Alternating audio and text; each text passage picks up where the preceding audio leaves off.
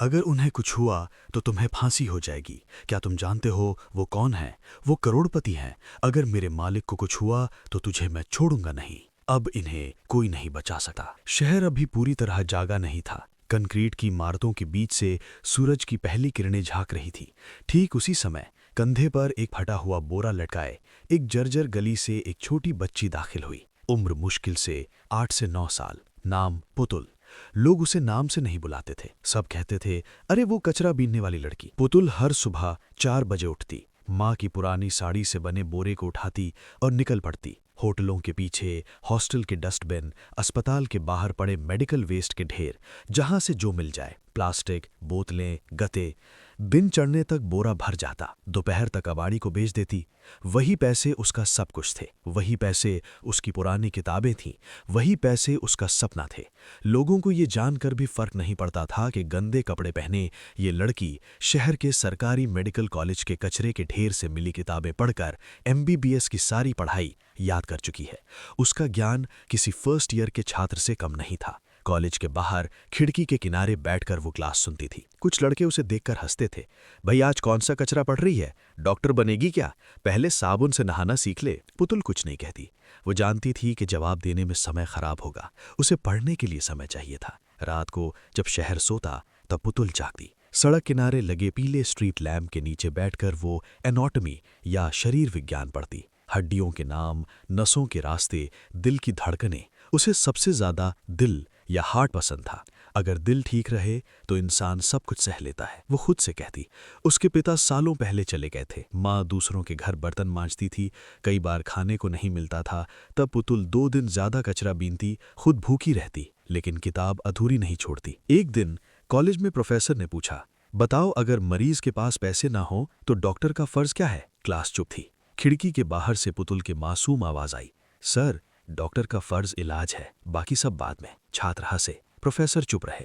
उनकी नजर कुछ पल के लिए खिड़की के बाहर खड़ी उस धूल मिट्टी से सनी लड़की पर टिक गई। उसी शाम पुतुल अस्पताल के बाहर कचरा बीन रही थी। सामने वही बड़ा प्राइवेट हॉस्पिटल जहां 1 मिनट की फीस में किसी गरीब का साल निकल जाए। वो रोज वहां से गुजरती थी, लेकिन उस दिन किस्मत ने उसे वहीं रोक लिया। अंदर से शोर आया, भाग दौड़, सिक्योरिटी की आवाजें, जल्दी करो, आईसीयू तैयार करो। पुतुल ने सिर उठाकर देखा। स्ट्रेचर दौड़ रहे थे। महंगे सूट में एक आदमी बेहोश पड़ा था। चेहरे पर डर था। पुतुल की आंखें सिकुड़ गईं। उसने सीने पर हाथ रखा। हार्ट। वो बुदबुदाई। उसने जो लक्षण देखे वो किताबों में पढ़ चुकी थी। उसे नहीं पता था कि यही वो पल है जो उसकी जिंदगी को कचरे के ढेर से उठाकर इतिहास के पन्नों तक ले जाएगा। पुतुल कुछ सेकंड तक वहीं खड़ी रही। हाथ में बोरा था, पैरों में वही घिसी हुई चप्पलें। सामने अस्पताल के शीशे के दरवाजे बंद हो चुके थे। अंदर हलचल तेज थी, बाहर अफरा तफरी। आम लोगों को पीछे धकेला जा रहा था। हटो हटो, वीआईपी केस है।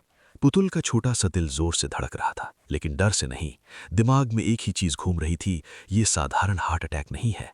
जो उसने देखा था वो क्लास में पढ़े केस से मिलता था। पसीना, नीला पड़ता चेहरा, सांस की कमी। अगर वक्त पर कुछ नहीं किया गया, उसने बात अधूरी छोड़ दी। वो अंदर जाना चाहती थी, नहीं, दौड़कर पहुंचना चाहती थी, लेकिन जैसे ही उसने गेट की तरफ कदम बढ़ाया, सिक्योरिटी गार्ड ने उसे रोक लिया। ए बच्ची, कहाँ जा रही है? मुझे अंदर जाना है, पुतुल ने शांत आवाज में कहा। गार्ड ने उसे ऊपर से नीचे देखा। बोरा, गंदे हाथ, साधारण चेहरा। तू पागल है क्या? हट यहां से। पुतुल ने फिर कोशिश की। वो आदमी बहुत गंभीर हालत में है, शायद मैसिव हार्ट अटैक। गार्ड हंस पड़ा। ओह डॉक्टर साहिबा, चल निकल, वरना भी डंडा पड़ेगा। पुतुल पीछे हट गई, लेकिन नजरें अब भी कांच के दरवाजे के पार थीं। उसे अंदर भागते डॉक्टर दिख रहे थे। बड़े बड़े नाम, महंगी डिग्रियां, फिर भी चेहरे पर घबराहट साफ थी। उसके हाथ अपने आप कांप गए। अगर मैं गलत हुई तो? अगर मैं अंदर गई और कुछ बिगड़ गया तो? उसने पहली बार अपने डर को महसूस किया। वो सड़क किनारे बैठ गई, बोरा नीचे रखा, माथे पर हाथ रखा। उसे अपनी माँ याद आई। बेटा, तू चाहे कुछ भी बने, लेकिन गलत काम मत करना। ये गलत था या सही? कानून के हिसाब से गलत, इंसानियत के हिसाब से? अंदर से एक नर्स बाहर भागती दिखी। डॉक्टर साहब, बीपी गिर रहा है। किसी ने कहा आईसीयू रेडी रखो, कुछ समझ नहीं आ रहा। पुतुल उठ खड़ी हुई। अब डर पीछे छूट रहा था। उसने खुद से कहा, अगर आज चुप रही तो सारी पढ़ाई बेकार है। वो दोबारा गेट की तरफ बढ़ी। इस बार आवाज में झिझक नहीं थी। मैंने मेडिकल की किताबें पढ़ी हैं, उसने ऊंची आवाज में कहा। मैं जानती हूं उन्हें क्या हुआ है। कुछ लोग रुके। अंदर जो हो रहा है वो सही दिशा में नहीं जा रहा। एक डॉक्टर ने पलट कर देखा। तुम? पुतुल ने सिर हिलाया। हाँ मैं, और अगर आप मुझे 5 मिनट देंगे तो शायद एक जान बच सकती है। हॉल में सन्नाटा फैल गया। कुछ हंसे, कुछ गुस्से में थे। ये मजाक का वक्त नहीं है, किसी ने कहा। पुतुल जानती थी कि अब पीछे हटने का कोई रास्ता नहीं।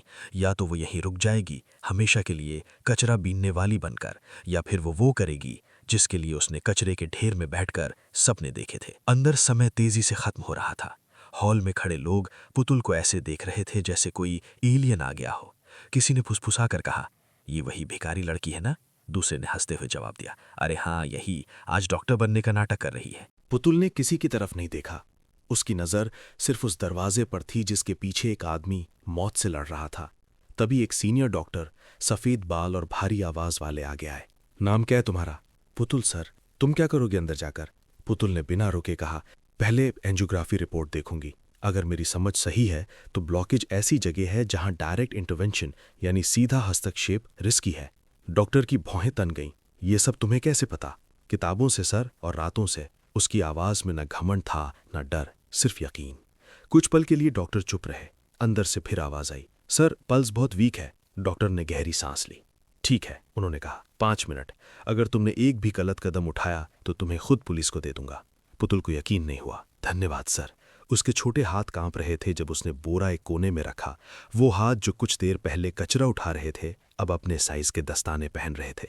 ऑपरेशन थिएटर की लाइट आंखों में चुभ रही थी। मशीनों की बीप बीप उसके दिल की धड़कन से मिल रही थी। मरीज स्ट्रेचर पर पड़ा था, उम्र 50 के आसपास। महंगे कपड़े लेकिन चेहरा सफेद।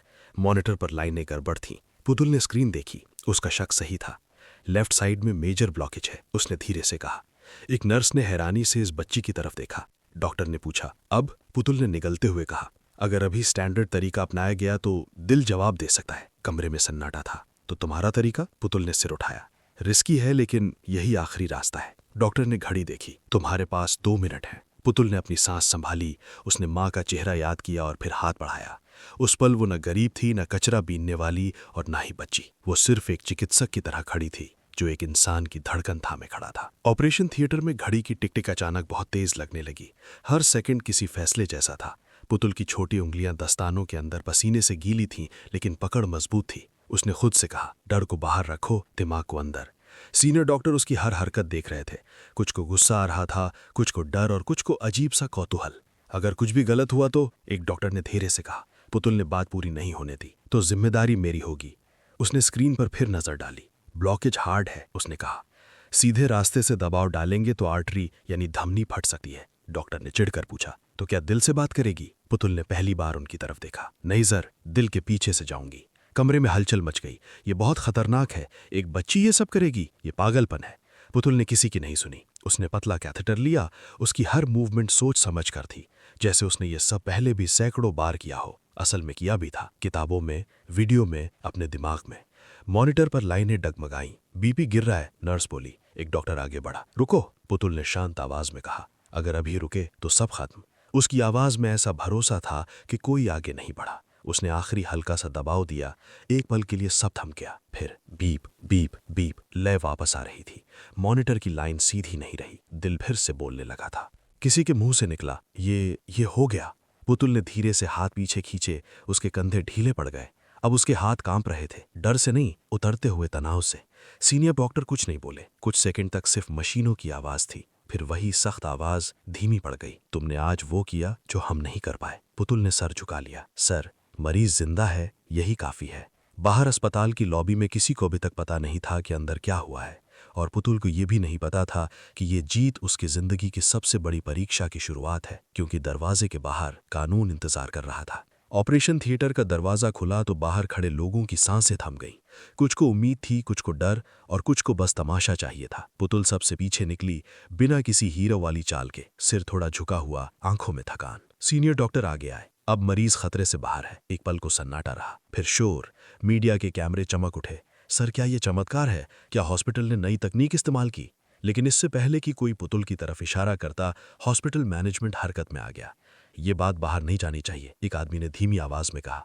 अगर पता चला कि एक बच्ची ने, वो भी कचरा बीनने वाली, वाक्य अधूरा रह गया।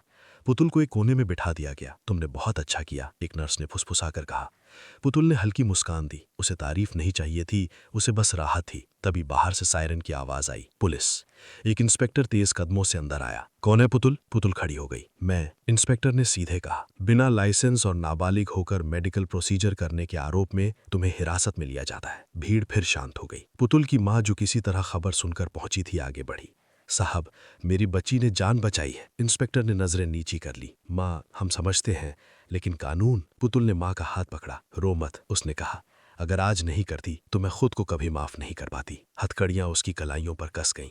वही कलाइयां जिन्होंने कुछ देर पहले एक दिल को संभाला था। कैमरे सब कैद कर रहे थे। पुलिस जीप चल पड़ी। पीछे अस्पताल खड़ा था, चमकता हुआ चुप। पुतुल खिड़की से बाहर देख रही थी। उसके चेहरे पर डर नहीं था, बस एक सवाल था, क्या सही काम की यही कीमत होती है? और शहर में उसी वक्त एक करोड़पति आईसीयू के बिस्तर पर आंखें खोलने वाला था। उसे अभी ये नहीं पता था कि उसकी धड़कन किसने लौटाई थी। आईसीयू की हल्की नीली रोशनी में करोड़पति मिस्टर चौधरी ने धीरे धीरे आंखें खोली। सीने में हल्का दर्द था, लेकिन धड़कन स्थिर थी। मशीनों की बीप अब डरावनी नहीं लग रही थी। उन्होंने सूखे होठों से पूछा, मैं जिंदा हूँ? पास खड़े प्राइवेट डॉक्टर ने तुरंत झुककर कहा, जी सर, आप बिल्कुल सुरक्षित हैं। हमारी टीम ने। मिस्टर चौधरी ने उसकी बात काट दी। झूठ मत बोलो, बेहोश होने से पहले मैंने तुम्हारे चेहरे देखे थे। तुम लोग घबरा गए थे। उनकी आवाज कमजोर थी, लेकिन रुतबा जिंदा था। कमरे में सन्नाटा छा गया। उनका पर्सनल असिस्टेंट आगे आया। सर, सच ये है कि आपको बचाने वाला कोई सीनियर सर्जन नहीं था। मिस्टर चौधरी की भौं सिकुड़ी। तो कौन?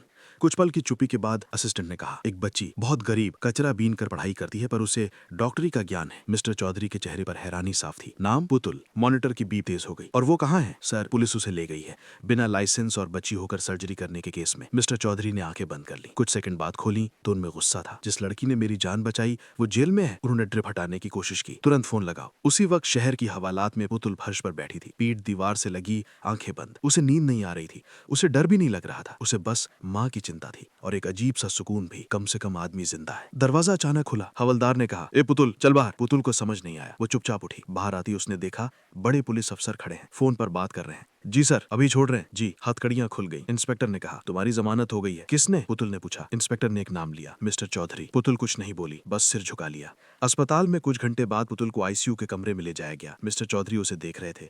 वही गंदा फ्रॉक, वही शांत आंखें। तो तुम हो? मिस्टर चौधरी ने कहा, जिसने मेरी धड़कन वापस दी। पुतुल ने बस इतना कहा, मैंने अपना फर्ज किया सर। मिस्टर चौधरी मुस्कुराए। आज समझ आया, उन्होंने धीमे से कहा। कभी कभी सबसे कीमती चीजें कचरे में नहीं, कचरे से उठकर आती हैं। और वहीं उस कमरे में एक नई कहानी की नींव रखी जा रही थी। कमरे में कुछ पल की खामोशी थी। मशीनों की धीमी आवाज के बीच मिस्टर चौधरी पुतुल को देखते रहे, जैसे किसी किताब का ऐसा पन्ना पढ़ रहे हों जो उनकी सोच बदल दे। तुम जानती हो, मिस्टर चौधरी ने कहा, मेरी एक साइन से लोग करोड़ों कमा लेते हैं और एक फोन कॉल से जिंदगियां बर्बाद भी हो जाती हैं। पुतुल ने नजरें नीची रखी। सर, मुझे इन बातों से मतलब नहीं है। मिस्टर चौधरी हल्का सा हंसे। यही बात तुम्हें अलग बनाती है। उन्होंने अपने असिस्टेंट की तरफ देखा। इसे बैठने को कहो। पुतुल कुर्सी पर बैठी। उसके कपड़े अब भी वही थे। बाहर मीडिया का शोर था, लेकिन यहाँ अंदर माहौल अलग था। तुम्हें पता है, मिस्टर चौधरी ने कहा, हॉस्पिटल तुम्हें बचाने के लिए नहीं, खुद को बचाने के लिए चुप था। अगर मैं ना बोलता तो तुम आज भी जेल में होती। पुतुल ने पहली बार सीधे उनकी आंखों में देखा। सर, अगर दोबारा वही हालत होती तो भी मैं वही करती। मिस्टर चौधरी की मुस्कान थोड़ी गंभीर हो गई। और अगर इसकी कीमत तुम्हारी जिंदगी खराब होना होती तो भी? पुतुल ने बिना सोचे कहा, डॉक्टर बनने का मतलब सिर्फ डिग्री नहीं होता सर। मिस्टर चौधरी ने गहरी सांस ली। मैं तुम्हें इनाम देना चाहता हूँ, पैसा, कार, विदेश की पढ़ाई, जो चाहो। पुतुल चुप रही। कुछ सेकंड बाद बोली, सर, अगर सच में देना चाहते हैं तो एक काम कर दीजिए। कहो। मेरी माँ को अब बर्तन न मांजने पड़े और मेरी स्कूल की फीस, किताबें, बस उतना। कमरे में मौजूद लोग एक दूसरे को देखने लगे। इतनी बड़ी जान बचाने के बाद